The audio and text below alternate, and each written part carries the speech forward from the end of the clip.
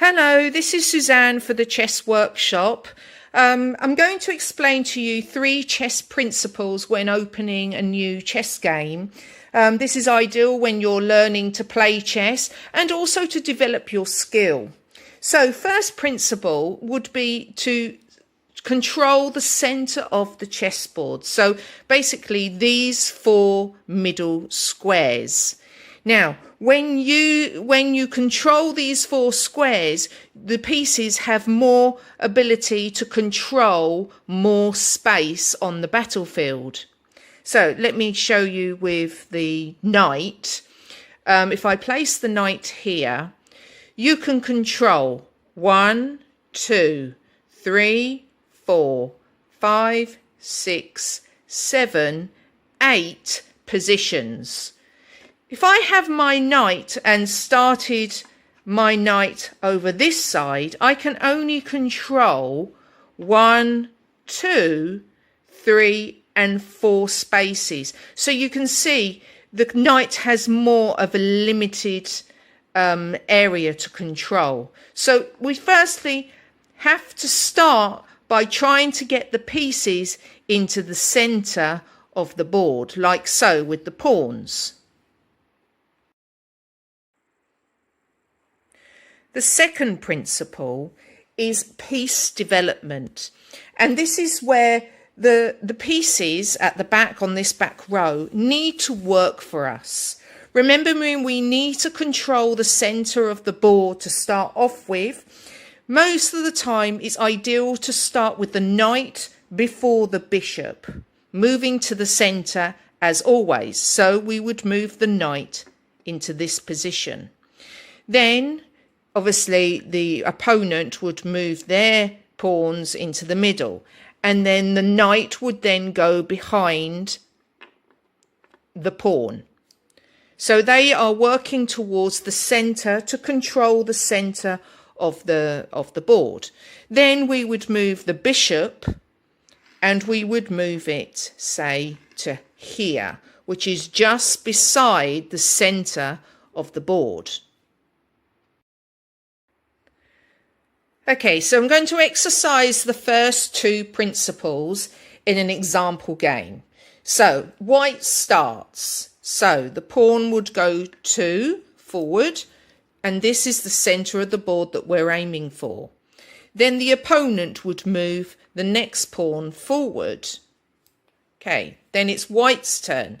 So I want to try and control those center on my side. So we can move the pawn 2 spaces forward. Then the opponent will do the reciprocal, exactly the same.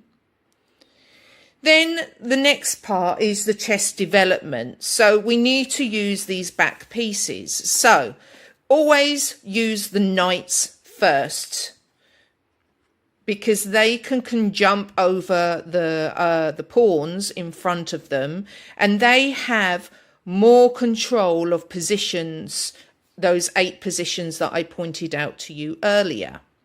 So then the opponent would move their knight forward.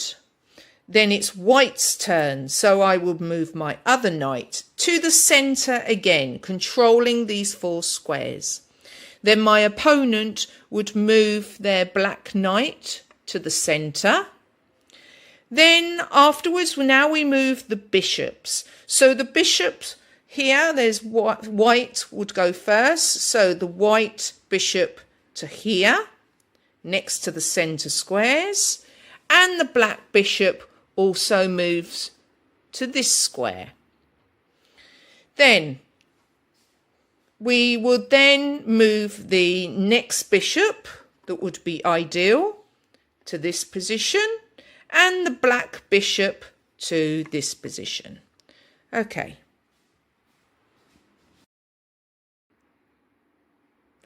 The third principle is king safety. So imagine the king is like a baby. Like a baby has to be cared for and really looked after. Well, that's the same principle as the king. Has to be very well looked after. So one way of doing that is castling. So castling, we can do castling on the queen's side with this castle, or we can do castling with the king's castle itself. Now castling, we basically swap the positions, change the positions, so the king becomes in the forefront next to the queen, and the king goes behind these pawns like this. King moves forward like this, and the castle goes to this square. So basically it moves 2 squares to the right for the king, and the castle moves 2 squares to the left. So basically the castle is now protecting the king, and the king is protected by the castle and these 3 pawns. Okay, so remember to consider all of these principles. So, center control, number 1. Number 2, piece development. So moving your pawns, your knights and your bishops towards the center of the board. Then, king safety. We do that by castling. Have a go. When you do your next game, think of these 3 principles.